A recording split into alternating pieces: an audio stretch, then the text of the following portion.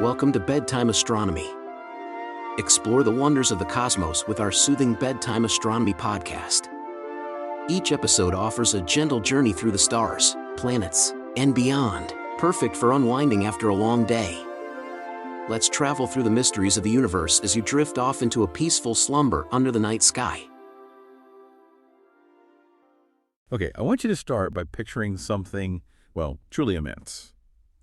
The sun. Our sources are telling us that the sun, just doing its thing, pumps out more power than, get this, 100 trillion times all the electricity humanity generates across the globe. I mean, that number, it's not just big, it's almost impossible to really wrap your head around, right? Yeah. That scale of energy. And yet, down here on Earth, our modern world, especially our push for bigger and bigger AI, artificial intelligence, it's kind of hitting a ceiling, a real physical limit based on how much energy we can actually feed these things, and how we cool them.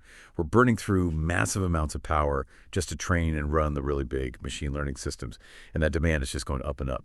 So what happens when a company like Google, a company that's all in on scaling AI, looks up and asks, well, what if the best place, maybe the only sustainable place to really scale this stuff isn't here? What if it's, up there in space? Tapping right at that massive power source.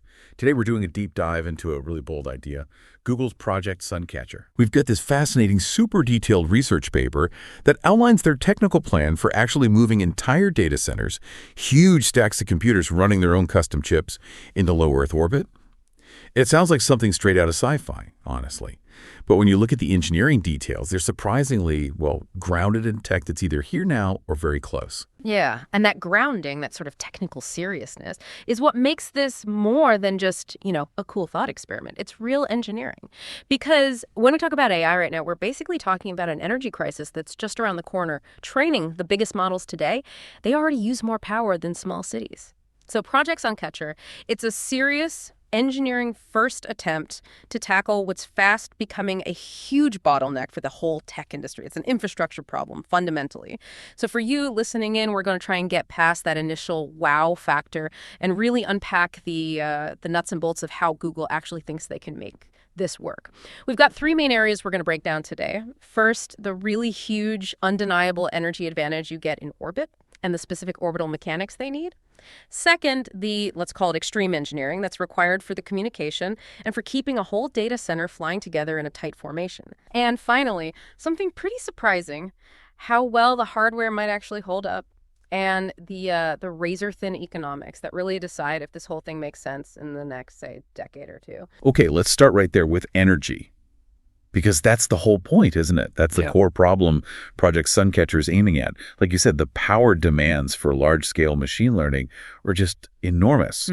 So why mess around building ever bigger solar farms down here where you've got clouds, nighttime, the atmosphere blocking sunlight, land issues, when you could just put the computers right next door to the power source itself? It really boils down to efficiency, doesn't it? If energy is your biggest cost, you go where the energy is cheapest and most abundant. And the Suncatcher paper, their analysis, it suggests that solar panels in orbit could be up to 8 times more productive than the best ones we have down here on Earth. Wow. That 8x factor, that's the fundamental thing driving this whole project. Yeah. It just completely changes the math before you even start talking about chips or rockets or anything else. 8 times more productive. Yeah. That's a staggering difference. Why? Why such a huge gap? Is it just because there's no atmosphere up there? That's a big slice of it, yeah. Our atmosphere, great for breathing, but it absorbs or reflects something like 30% of the sun's energy right off the bat. And that's on a clear day, not counting clouds or dust or anything. Up in Leo, low Earth orbit, you're getting the raw deal. Full spectrum, no filtering, pure sunlight. But there's actually another factor that's maybe even more powerful, especially when you think about cost. And that's the idea of continuous collection. See, down here, even in the sunniest desert on Earth, you lose half your operating time just because of night. Plus, you've got seasons, bad weather. But in orbit, especially the orbit they're planning, these satellites are in almost constant sunlight. Almost constant sunlight. Okay. And if you get rid of the night cycle, what big engineering headache just vanishes? Storage. Batteries. It basically eliminates the biggest, heaviest, and frankly most expensive part of large-scale solar power on Earth, which is storing enough energy to last through the night. If you're generating power pretty much 24/7, you just don't need those massive, heavy, costly battery banks that are absolutely vital for any serious solar project down here. Right. That makes sense. Batteries are heavy. Incredibly heavy. Think about the mass budget for launch.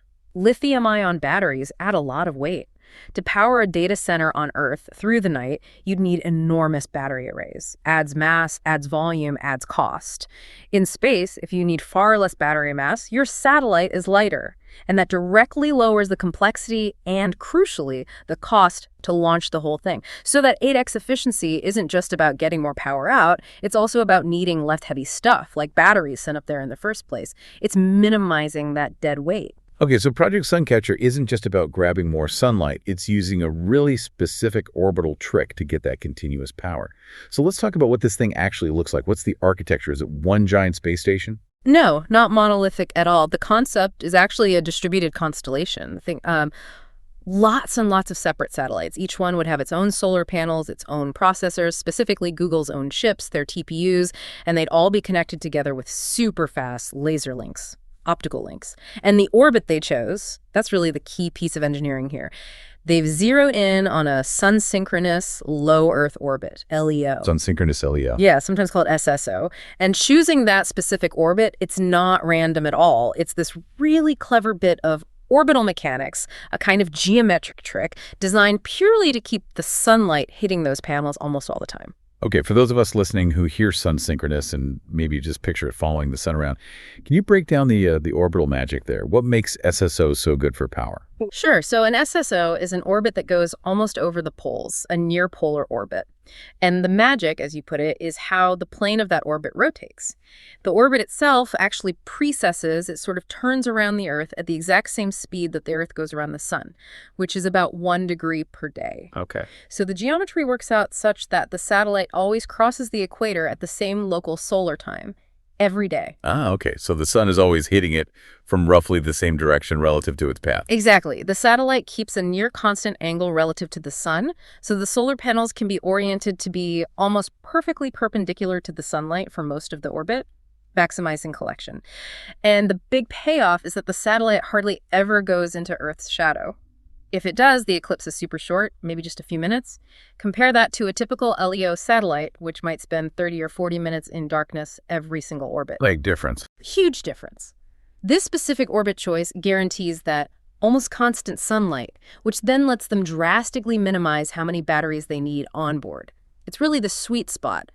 Maximum sun exposure for power, but still in low orbit, which helps keep the communication latency back down to Earth somewhat reasonable. Okay, that perfect energy supply, that constant sunlight, it leads us straight into the second really big challenge, maybe the hardest one. Taking a static, building-sized data center on the ground and turning it into a swarm of individual satellites flying together in formation. Mm-hmm. That demands coordination on a scale that just sounds, incredibly difficult. Yeah, and the coordination isn't just a nice to have, it's an absolute requirement, and it's driven entirely by the need for fast data links between the satellites. Getting that data center level of performance, the kind you need for these giant AI models, it absolutely depends on the satellites flying in what the paper calls extremely tight formation. Extremely tight. Why? Why so close? Is it just so the lasers don't miss each other? That's definitely part of it, the pointing accuracy. But the main reason comes back to the data link speed and the latency. We'll get more into the links themselves in a bit. But think about how a huge AI model works. It's splitting up the job across potentially thousands of processors simultaneously. All those processors need to talk to each other, share results, coordinate almost instantly. Like components inside a single computer, basically. Pretty much. In a data center on Earth, those processors might be connected by just a few feet of fiber optic cable. Really short distances, giving you microsecond latency, incredibly high bandwidth. To get anywhere close to that kind of low latency in space, you just can't have the satellites drifting far apart. The paper specifies they need to be separated by kilometers or less. A kilometer or less. Okay, even a kilometer in space when you're talking data links. That still sounds like a long way for data compared to inside a server rack. It is. It absolutely is. And you can't beat the speed of light, right? Even though light travels faster in vacuum than in fiber, that kilometer distance still introduces a delay you don't have on Earth. So they have to design the whole system, the network protocols, the way tasks are distributed, specifically to handle these slightly longer latencies. The whole constellation has to function like one single massive coordinated computer cluster, even though it's physically spread out over potentially, several miles. And the altitude they're aiming for, Around 650 kilometers. That adds another complication, doesn't it? It's LEO, sure, but it's not that high. There's still some atmosphere, some drag. Precisely. This isn't way out in GEO, geostationary orbit, where drag is basically zero. Down at 650 kilometers, especially when you're trying to keep potentially hundreds of these things packed so closely together, maybe hundreds of meters apart, or less, even tiny forces become a huge problem. Like what kind of forces? Well, the residual atmospheric molecules, for one. What? Even though the air is incredibly thin up there, it's not a perfect vacuum. Hit a slightly denser patch, and it creates drag. If that drag affects one satellite's big solar panel slightly differently than its neighbors? It could nudge them out of alignment almost immediately and break those laser links. Exactly. Break the links, and the whole cluster stops working as a single unit. Plus, you've got subtle things like the fact that Earth's gravity isn't perfectly uniform. All these tiny perturbations add up when you need such precise relative positioning. So, if the forces are tiny but complex and always changing, how did Google figure out if they could actually solve this? This problem of keeping a distributed data center flying in formation seems almost impossible. Well, they didn't just guess. This is where the serious engineering comes in again. They built some really sophisticated physics simulations to model it. They wanted to analyze the stability of these tight formations over the long haul, over the whole mission lifetime. What did the simulations look at specifically? They modeled two main threats. First, those tiny, irregular gravitational tugs from Earth not being a perfect sphere, what they're called the non-gravitational field effects. And second, maybe more importantly, in LEO, that atmospheric drag, which, like we said, is small at 650 kilometers, but it's there, and it changes depending on things like solar activity puffing up the atmosphere. Even tiny differences in drag between adjacent satellites over time could cause them to drift apart significantly if you don't correct for it. Okay, that makes sense. You'd think hitting a slightly denser bit of air would slow one satellite down relative to its neighbor. Wouldn't that mean you need constant, powerful thruster burns to keep nudging them back into place? That sounds like a lot of fuel. You'd think so, right? But the conclusion from their models was actually surprisingly positive, which is good news for the project's lifespan. The simulations indicated that they should only need modest station-keeping maneuvers to keep the formation stable over time. Modest.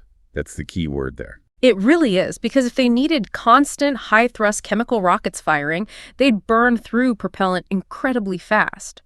That would limit the mission life drastically, and the whole economic argument kind of falls apart. So modest maneuvers probably means they're thinking about using things like electric propulsion, ion drives, Hall thrusters, stuff that sips fuel but provides tiny pushes over long periods. That's almost certainly the implication, yeah. Low-thrust, high-efficiency propulsion is perfect for this kind of long-duration, fine adjustment job. They can provide continuous, really small corrections for years without needing massive fuel tanks, which means the mass needed for station keeping stays manageable within the overall satellite budget, and that helps keep the launch cost down. It all connects. The source material actually mentions NASA's Stereo Observatory spacecraft as a kind of parallel. Those probes needed really precise orbital control at relatively low altitudes to maintain their view of the sun. The fact that Google's modeling suggests only modest maneuvers are needed implies that while the formation is tight, the natural orbital dynamics aren't totally fighting them. They can use these efficient low-thrust systems to nudge things back into place. It means that huge energy advantage they get from the sun-synchronous orbit isn't immediately canceled out by needing tons of fuel just to hold the constellation together. Okay, all right, so we've got the massive power source sorted thanks to the orbit, and we've got a plausible simulation-backed path to keeping the satellites flying together in formation using efficient thrusters. Now, the third huge piece, communication. Because if you can't shift data between all those processes at blinding speed with really low latency, then you don't have a data center. You just have a bunch of, solar-powered computers floating near each other. Not useful for big AI. Yeah, this communication challenge, it's truly the make or break piece for Suncatcher. We talked about AI workloads needing high bandwidth and low latency because the tasks get split up across maybe thousands of processors. If these connections between the processors are slow, the whole calculation grinds to a halt. It doesn't matter how fast the individual chips are, the system runs at the speed of its slowest link. Right. So to really perform like a data center on Earth where data zips around on fiber optic cables at tens, maybe hundreds of gigabits per second, these links in space have to hit similar numbers across that kilometer or so gap we talked about. And Google set the bar incredibly high here. The goal, they state, is links supporting tens of terabits per second between satellites. Tens of terabits per second. That's astronomical. That's way beyond current inter-satellite links, isn't it? Oh, yeah, orders of magnitude faster. So how do you possibly achieve that kind of speed across kilometers of empty space? And crucially, without using huge, power-hungry radio antennas, the answer is lasers. They're relying entirely on laser-based optical communication. That's the key technology here. Lasers. Okay. Why lasers instead of radio? Well, unlike radio waves, which tend to spread out over distance and need a lot of power to keep the signal strong, lasers can focus light into an incredibly tight, narrow beam. Think laser pointer versus a floodlight. That tight focus means much less power gets wasted, and you can pack way more information, much higher throughput, into that beam. We've seen demos of this kind of thing before, right? Yeah. Laser comms in space. Yeah, absolutely. The sources mention the Opal-S experiment on the International Space Station, for example, optical payload for laser comm science. That proved you could beam high bandwidth data using lasers pretty effectively. But the challenge here is taking that proof of concept and scaling it up massively, like by a factor of 10 or 20, maybe more, to get to those tens of terabits. Okay, so the basic tech exists, but going from, say, gigabits or maybe a single terabit up to tens of terabits, that's a giant leap. How do they plan to squeeze so much more data down the same laser plate? They're planning to use some really advanced multiplexing techniques, basically finding clever ways to pack more separate data channels into the same physical path. The paper details two main methods working together. Multiplexing, like splitting the beam. Sort of. The first is called dense wavelength division multiplexing, or DWDM. This is already standard practice in long-haul fiber optics on Earth. Imagine the laser beam is like a single highway. DWDM is like painting, say, 30 or 40 different colored lanes onto that same highway. Each color, each specific wavelength of light carries its own independent stream of data. Ah, okay. So multiple data streams riding on different colors of light within the same beam, that multiplies the capacity right there. Exactly. It leverages the spectrum really efficiently, but then they add a second layer on top of that. Okay, what's the second layer? That's spatial multiplexing technology. So if DWDM gives you multiple lanes on one highway, spatial multiplexing is like building several parallel highways right next to each other. It means sending multiple separate laser beams between the two satellites simultaneously, all aimed very precisely at an array of sensitive receivers on the other end. Wow. Okay, so multiple beams, and each beam is carrying multiple colors or wavelengths of data. Precisely. You combine DWDM and spatial multiplexing. Multiple colors times multiple beams.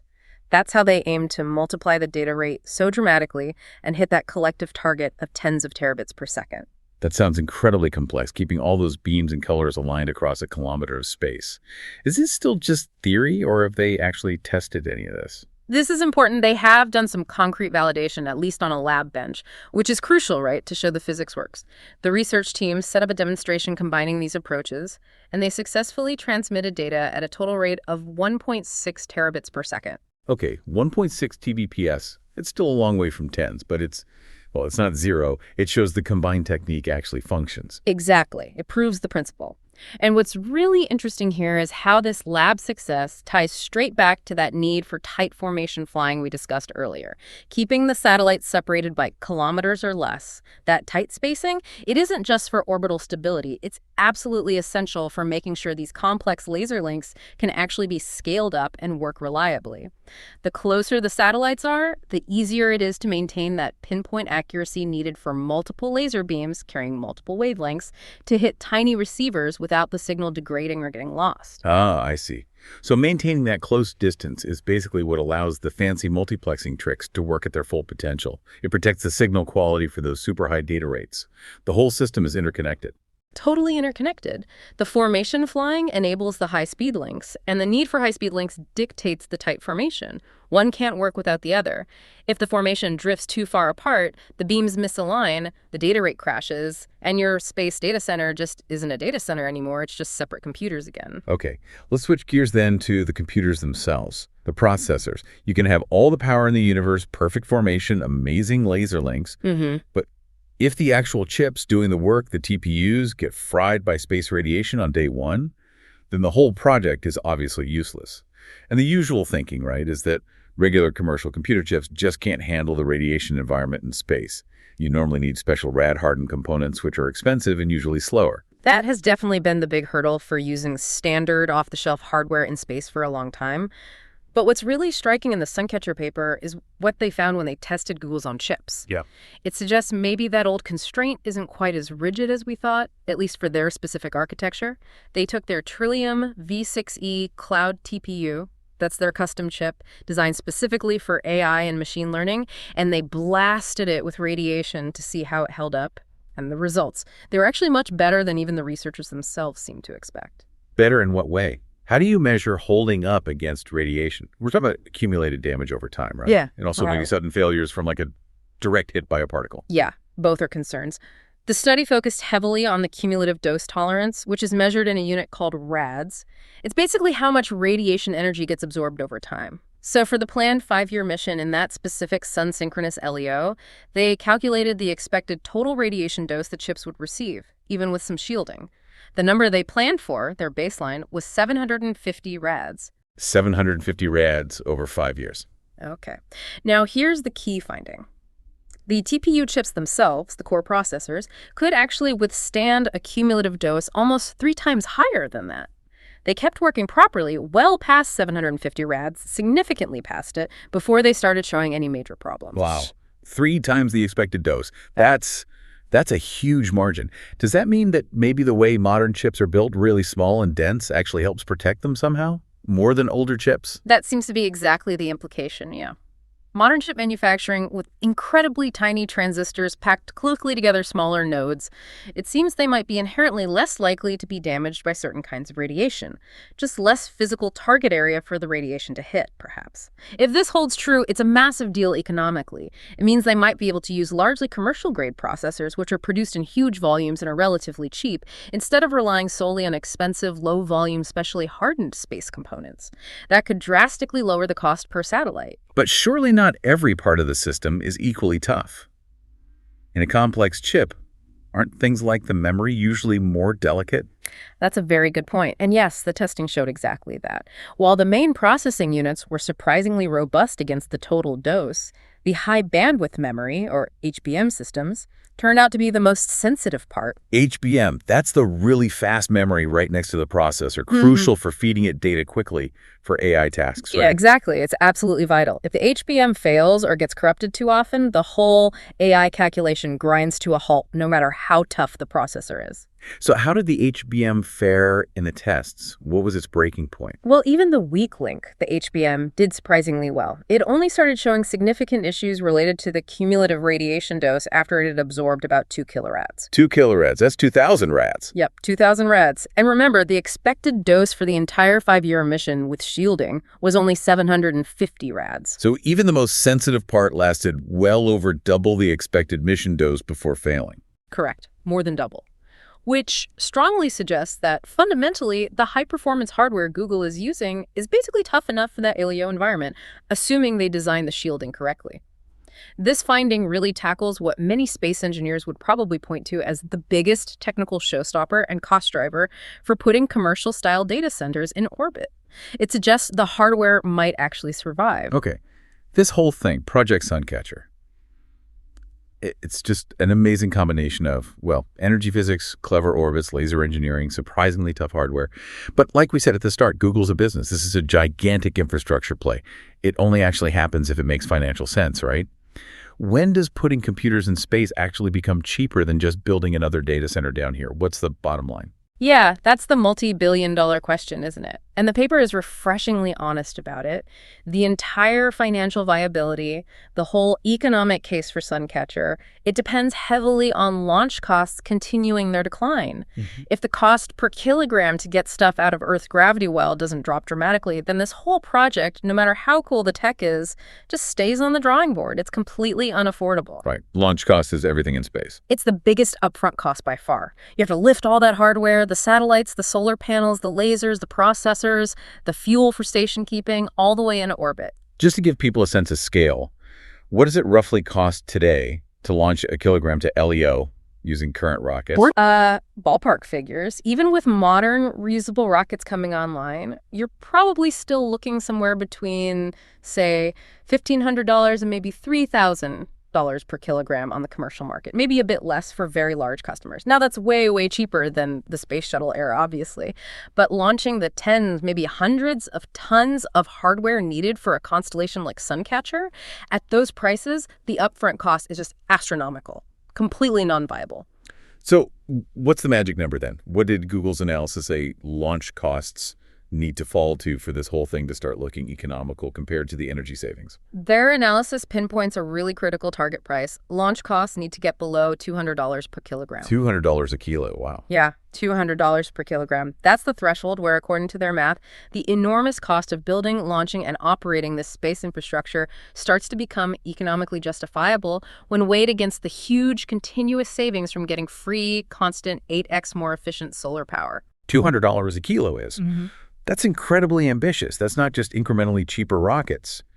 That basically requires the full dream of super heavy, rapidly reusable launch vehicles to become reality, right? Like SpaceX's Starship working at full cadence or similar systems. Absolutely. They are essentially making a long-term strategic bet on that specific future for the launch industry.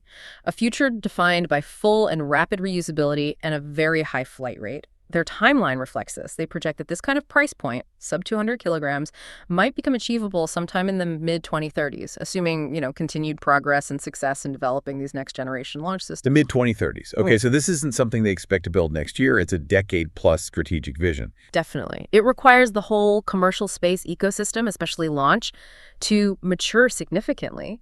And that $200 kilogram target probably also implicitly relies on the fact that because of the 8x energy efficiency and constant sunlight, the satellites themselves can be lighter, smaller solar arrays, way fewer batteries than if they had to launch the equivalent power generation and storage capacity needed on Earth. So the total mass they need to launch is less to begin with. Okay, so let's assume they hit that target. Let's say launch costs do get down to $200 per kilogram by the mid-2030s. What's the final economic verdict then? How does space compare to Earth? This is really the punchline that ties the whole vision together. At that target price point, the analysis concludes that launching and operating a space-based data center becomes roughly comparable in cost to just the energy expenses of running an equivalent AI facility on Earth. Wait, say that again? The total cost of building and launching the space system equals just the electricity bill for the Earth-based one. Roughly comparable, yeah. Think about how huge that is. The massive capital cost of designing, building, launching, and maintaining this incredibly complex space constellation becomes similar in magnitude to just paying the ongoing power bill for a state-of-the-art AI data center down here. So basically, the biggest operational cost on Earth, that relentless massive electricity draw, gets neutralized. Pretty much neutralized, yeah. It completely flips the usual cost calculation. Down here, energy is the huge ongoing operational expense that kills you. Suncatcher frames the big upfront launch cost as the main hurdle, but once you clear that hurdle, assuming costs drop enough, the free continuous energy from the sun provides this massive long-term economic advantage. It offsets what would have been your biggest terrestrial operating cost. Okay, let's try and quickly recap the main pillars of what we've dug into here with Project Suncatcher. We're looking at this really radical but technically detailed plan to essentially cut the cord between future AI growth and the limits of Earth's energy grid. The technical plan is super specific. We've got that huge energy advantage solar panels, maybe 8 times more effective in that carefully chosen sun-synchronous LEO. We've talked about how they think they can get data center speeds between satellites using lasers with fancy techniques like DWDM and spatial multiplexing, but that relies heavily on keeping the satellites in that really tight formation, less than a kilometer apart, using those modest, efficient station-keeping thrusters. And then there was the surprising finding about the hardware. Google's own TPUs seem tough enough to handle the LEO radiation environment, potentially lasting almost 3 times the expected dose for a 5-year mission. Even the more sensitive memory lasted twice as long as needed. Right. Underpinning absolutely everything is the economics. It all hinges on launch costs dropping dramatically below that $200 per kilogram mark. Google thinks that's possible by the mid-2030s. Yeah. And if they hit that number, the whole system starts to look financially competitive purely based on saving the massive energy costs you'd incur on Earth. So stepping back, what does this all really mean? in the bigger picture of technology, of infrastructure, this isn't just, putting servers somewhere else slightly inconvenient. It feels like a fundamental shift. If you can actually decouple massive computing power from the physical limits of our terrestrial power grids, which right now is maybe the single biggest thing holding back AI scaling, then you're not just getting a bit more processing power. You're potentially unlocking a whole new scale of AI development, aren't you? It's about creating a tech base that isn't tied down by how many power plants we can build or where we can build them or the politics around energy. That really leads to the final big question, doesn't it? Something for you, the listener, to really chew on after hearing all this. If the AI models we have today, which are still relatively limited in the grand scheme of things, if they're already straining power grids and consuming, frankly, enormous amounts of energy, what scale of machine learning, what kinds of problems could we tackle, what level of intelligence could we potentially build if the energy source was effectively unlimited? Tapping into something that's literally 100 trillion times greater than our current global capacity. And the only real bottleneck left becomes the cost of getting the hardware up there. It's the kind of future scale Project Suncatcher is aiming for. That's the potential transformation they're trying to engineer.